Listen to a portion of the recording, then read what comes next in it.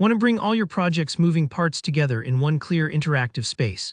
In today's video, I'll show you exactly how to build a powerful, customized dashboard in Confluence.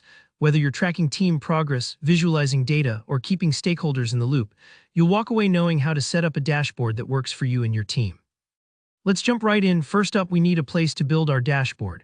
In Confluence, just click the Create button at the top of your screen. Think of this like opening a fresh canvas. Give your new page a name that tells everyone what this space is about. You might call it Team Dashboard, or something more specific like Marketing Sprint Overview. This isn't just about being tidy. Naming your page well helps your teammates find it later, especially once your workspace fills up. Next, let's shape your dashboard using layouts. Find the Layout button. It's usually sitting in your top control panel, or you can type / then Layout to bring up options faster. Layouts let you split the page into columns so you can organize content side by side. Go for a simple 2-column look if you want quick navigation on the left and your main data on the right, or pick 3 columns for more complex dashboards. This is like organizing your desk. Everything important deserves its own spot, and with columns, your dashboard stays tidy and readable even as you add more information. Now let's bring your dashboard to life with content using Confluence macros. If you're using Jira, you can pull live updates directly into your dashboard. Just head to your Jira dashboard, grab the URL, and paste it right onto your Confluence page. Instantly, you'll see a live window of your Jira dashboard, no more jumping between apps. If you want a list of specific issues, use the Jira Issues macro.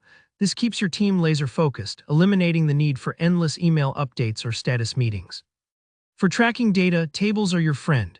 If you've got reports or metrics living elsewhere in your Confluence space, use the Table Excerpt macro to define the key table where it lives, and then the Table Excerpt Include macro on your dashboard to pull it in seamlessly.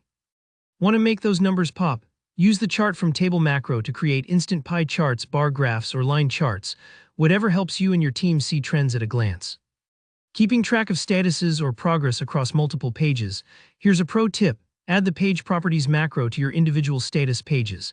Then on your dashboard, the Page Properties Report macro automatically collects and lists updates from all those pages. It's a little automation that makes a big difference. Nothing slips through the cracks, and you always have a real-time snapshot of what's going on. Beyond data, dashboards work best when they're easy to scan and actually pleasant to use. Use the Roadmap Planner macro to sketch out timelines, or drop in images and text using / commands. Even simple visuals or consistent styling can make the difference between a dashboard people ignore and one they rely on every day. Think of it like creating the front page of a newspaper. Clear headings, consistent fonts, and just the right highlights draw the eye to what matters. Once you've arranged all your content and double-check that everything is clear and accessible, you're ready to publish. Hit that Publish button and your dashboard is live. Don't forget, you can share the link with your team, or for even easier access, add it right to your Confluence Spaces sidebar. That way, no one has to dig around, everyone lands on the info they need right away, and that's it. With just these steps, you've created a dashboard that's both functional and inviting. If you found this guide helpful, make sure to give the video a thumbs up. And if you have any questions or want tips for specific dashboards, let me know in the comments. I love hearing how you use these tools. Don't forget to subscribe for more practical tutorials, and I'll see you in the next one.